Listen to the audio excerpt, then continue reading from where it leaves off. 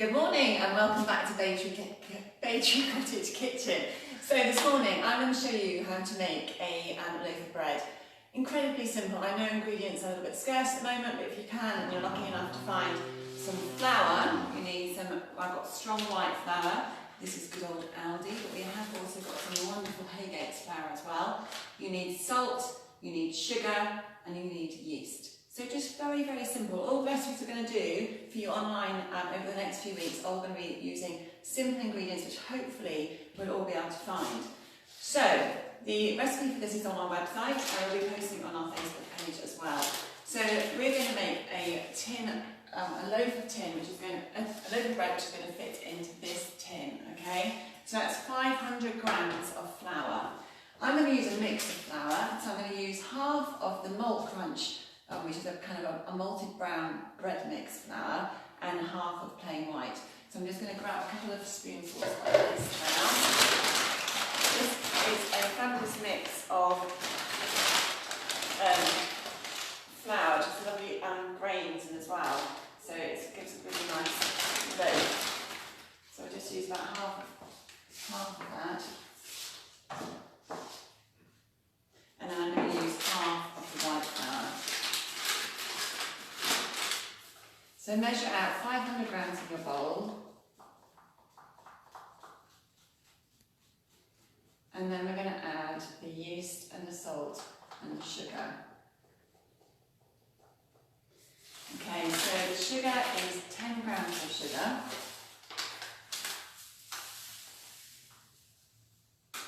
Yeah, and 10 grams of salt. Now if you look on the back of a loaf of bread that you buy from the supermarket, you will see the ingredients. Huge long list of ingredients, and this is keeping it really simple. So you just need 3 ingredients. Now the yeast that we're going to be using is a fast active yeast, so you don't need to reactivate it. It's just one that you pop in. It's a 7 gram sachet. 7 gram sachet will do 500 grams of flour. Okay, when you put it in your bowl, you've got your sugar and your salt. Don't put the yeast on top of the salt because the salt will effectively harm the yeast and it won't work so well. So you just want to put that in a separate pile over there in your bowl. Now, to give your bread a really nice crunch, we're going to add a little bit of butter. So just 25 grams of butter. And we're just going to rub that in with our fingertips. So nice and quickly. So obviously, make sure those hands are nice and clean and washed. We're going to stir that all in. Now it's time to roll your sleeves up and get in that bowl. So put the butter in and you're going to rub it like this. Now, while I'm doing this, just a little bit more about yeast. You can buy, or actually you can get fresh yeast from the supermarket. So if you go to any supermarket which has a in-store bakery, if you go and ask them for fresh yeast, apparently it's one of those old laws in England that everyone has the right to make bread, and they will give you some yeast. I did try this last week, but unfortunately in current situation they haven't got any yeast available. So I managed to find some yeast last week. It was on the very top shelf in Tesco's, and because I'm quite tall I could see that there was one box of yeast hiding at the back. So I was really, really lucky, and what was really sweet was there was this little old lady who was also looking for yeast, and she couldn't see it. So I said, oh no, there is some right at the back of the shelf. So I managed to find her some yeast, and bless her, I said, you know, you can take 3 pots if you like, but she was so sweet and she only took 1. Isn't that nice? Anyway, that little story has given me enough time to rub my butter into my flour. So using the fingertips, get all that butter rubbed in to the flour, like so. Zooming up there on my camera. Okay. Right, now you need to add the water. Now, the best bread, it's a myth, they say use hot water to make bread. The best bread is made with cold water and let to rise over a long period of time. So if you make bread in the evening and leave it to rise overnight, it'll be perfect, it'll be just right the following morning for you to put in the tin, let it have a second rise, and then you can cook it for breakfast. So don't think you have to add hot water You can add lukewarm water, but you want to make sure it's not too hot, because if you put hot water into your bowl, it will kill the yeast, okay? So we don't want anything like that to happen. So what we're going to do, and you'll notice that in the recipe, I don't give a quantity for the water, because it's going to vary depending on what flour you use. Different flours will have different absorbency rates, so I've used 2 different flours today, so compared to if I just use one plain white, there'll be a different quantity of water. So just add the water very slowly. Don't get too heavy-handed, because you don't want to end up with a huge big gloppy mess in your bowl. So add it slowly, and you want to get all the flour to come away from the side of the bowl.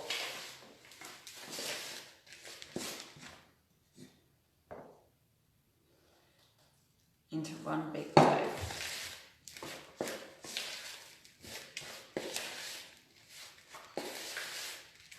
Now, if you're missing your usual exercise routine and you can't go to the gym, bread making is really good for that, because you can have quite a good workout when you get to do the kneading bit of the bread making, which I'm going to show you in a minute. And kids, if you're watching this, it's a good thing. It's a good fun thing to do in the kitchen. Okay, so can you see how that dough is kind of come all the way off the side of the bowl into one nice mix? Now, if you've got one of these scrapers, they're really handy for getting it off, everything off the spoon. You don't want to leave any ingredients in your bowl. This is your loaf of bread here. So just sprinkle a little bit of flour onto your board and put out your dough onto your surface like that. Now I'm just going to very quickly move my ingredients, you'll see why in a minute, off the table. Always have a nice clear kitchen. I do like a tidy kitchen. Okay, so now we need to knead with a little bit of flour on your work surface. Now, if you're having a little bit of a stressful day, I think maybe quite a few of us are at the moment, you can get really quite active with your kneading. So this is by a lady called Richard Burtonay. He shows us this method of kneading. And basically, you're going to throw your dough. Okay, so with one hand, get the dough, and you're going to throw it onto your board, like that. You liking the way? See, it's quite a good workout. Let me just move that spoon and that dough before they go flying off the table. So, get the dough, move around the board, and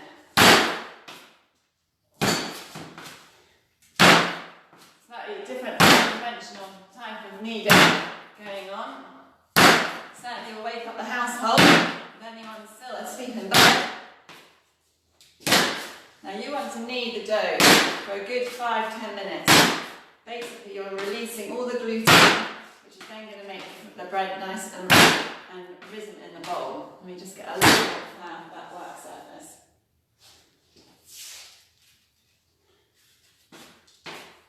These scrapers are great for bringing the dough off the board. Now it's very hard for you to see this at home. I'm getting covered in flour now. But the dough is becoming more springy as you knead it. So once you've had a good bash like this, by the way, these boards are brilliant. They're from IKEA. And they have a great lip on the side to hold it in place. You kind of have a nice rocking motion when you do this.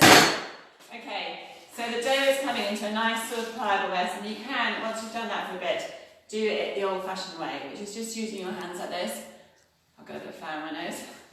And you push it like this, okay, with one hand pushing and one hand turning.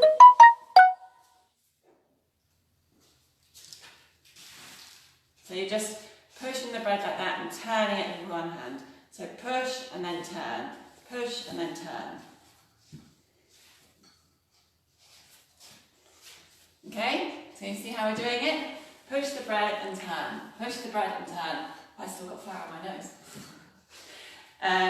So can we see how this dough is forming a really nice, and what you want to do is when you press it, can you see how that's beginning to bounce back. That means the gluten is being released in the flour and it's becoming nice and springy, and that's going to rise into a lovely dough, which is going to make you a lovely loaf of bread. Okay, so lucky for you guys, you haven't got to listen to me natter on for another 10 minutes, because in true Blue Peter style, here's one that I prepared earlier. Okay, so this one was made earlier this morning. This is actually 2 loaves of bread to feed my hungry hordes. So this has been proving for a couple of hours. So what I'm going to do here is just divide that into, like this.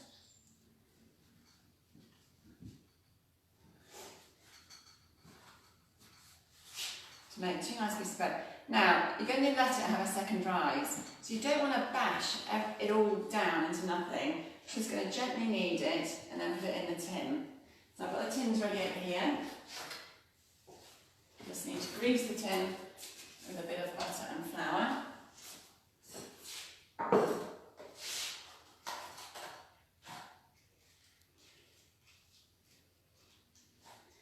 And just a little bit of margarine at the bottom. So the worst thing is making a loaf of bread and then it's sticking to the tin. It's one of those pet hates of mine. You want the bread to come out of the tin when it's finished out of the oven. Okay, and then I'm just going to put a little bit of flour in there. Just put a little bit of flour in there. And what I do is just bash it around so it sticks to the tin.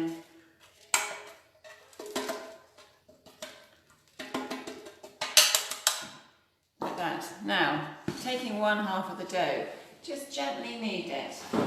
Don't force it, don't bash it too hard, just gently knead it into a nice shape for your loaf of bread.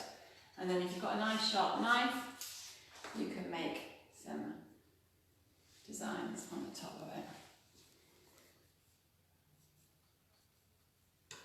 And that is going to go in the tin there. And I'll do the other one, and I'm going to cover that with a bit of cling film, a little bit of flour on top so it doesn't stick, and we're going to leave that for a good couple of hours to finish rising, and then we'll pop it in the oven for 25 minutes at 200 degrees. When you get it out of the oven, you'll know that it's done.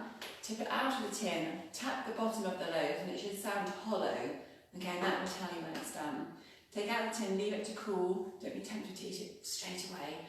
Leave it to cool for a few minutes, and then you can slice it up and enjoy for your lunch or breakfast. Thanks so much for watching. I'm going to post a photo of this loaf of bread when it comes out of the oven so you can see it when it's finished. On Wednesday we're making chocolate brownies, and on Friday I'm going to show you how to make some lovely scones, and hopefully I'm going to get more professional at this the more I do. Okay, thanks guys, bye!